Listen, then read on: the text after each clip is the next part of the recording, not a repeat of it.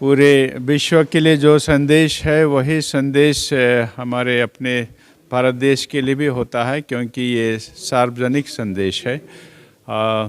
हमारे विश्वास में ईश्वर के बेटे का आगमन हमारे मानव स्वभाव में हम सबों के उद्देश्य से ही हुआ था, उनका आना, और हमारे लिए वही शांति का, प्रेम का, सौहार्द का, आपस में सद्भावना का संदेश ही लेकर के आए थे।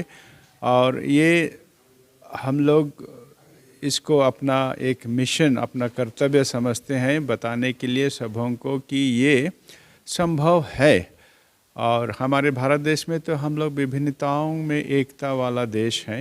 इतनी सारी जातियाँ, इतनी सारी भाषाएं, इतने सारे धर्मावलंबी, तो कई प्रकार में यहाँ विभिन्नता का माहौल है। लेकिन उससे बड़ी बात, सबसे बड़ी बात कि इन विभिन्नताओं के बावजूद बरसों से हम लोगों ने एक साथ रहना और एक दूसरे के बीच में आपसी सौहार्द का बर्ताव करना हम लोगों ने अनुभव किया है और दिखाया है। ये पूरे विश्व के लिए हम अच्छा उदाहरण बनते हैं, आदर्श बनते हैं कि ऐसा जिया जा सकता है। ऐसे भी तो इसलिए आज जो कभी कभी ये परिस्थिति बनाई जाती है, हो सकता है राजनीतिक कारण से आपस में मतभेद लाने की, एक दूसरे के विरुद्ध में खड़े होने की, ये एक असंगत बात है।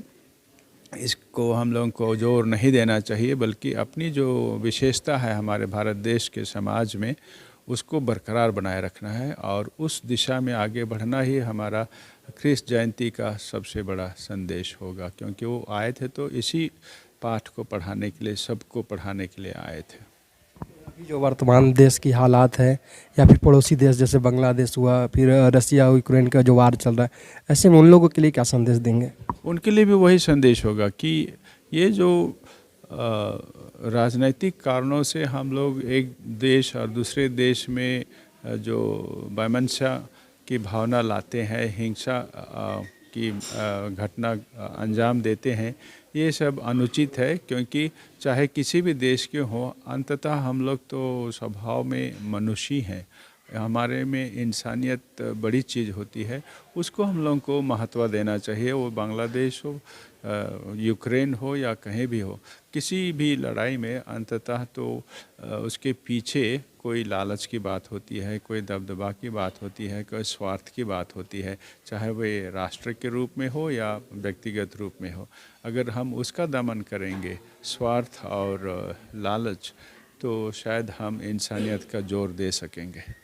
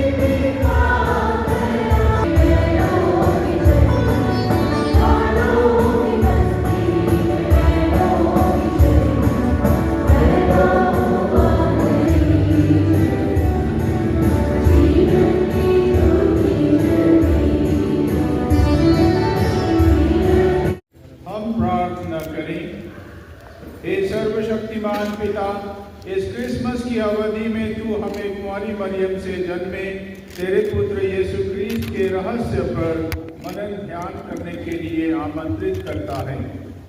चरनी में लेटा असहाय बच्चा बनकर वह हमें सुसमाचार की दरिद्रता और आज्ञाकारिता की महान शिक्षाओं का पाठ पढ़ाते हैं। तो उन सब पर अपना आशीर्वाद बरसा जो इस चरनी के पास आकर प्रार्थना करेंगे। तो अपने पुत्र पर हमारा विश्वास दृढ़ बना दे, जो ईश्वर होते हुए भी हमारी ही तरह मनुष्य बन गए हैं। उन्होंने हमारी खातिर और तेरे पद नाम के महिमार्थ अपना जीवन क्रूस पर बलिदान कर दिया और पुनर्जीवित होकर तेरे तथा पवित्र आत्मा की एकता में सदा सर्वदा जीते और राज्य करते हैं।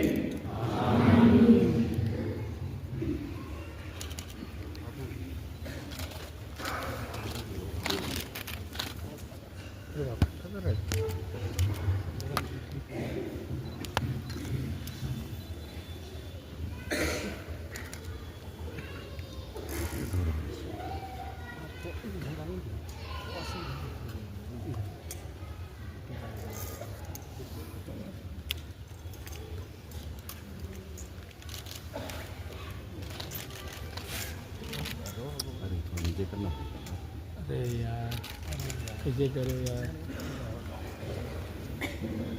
मौका तो कुछ नहीं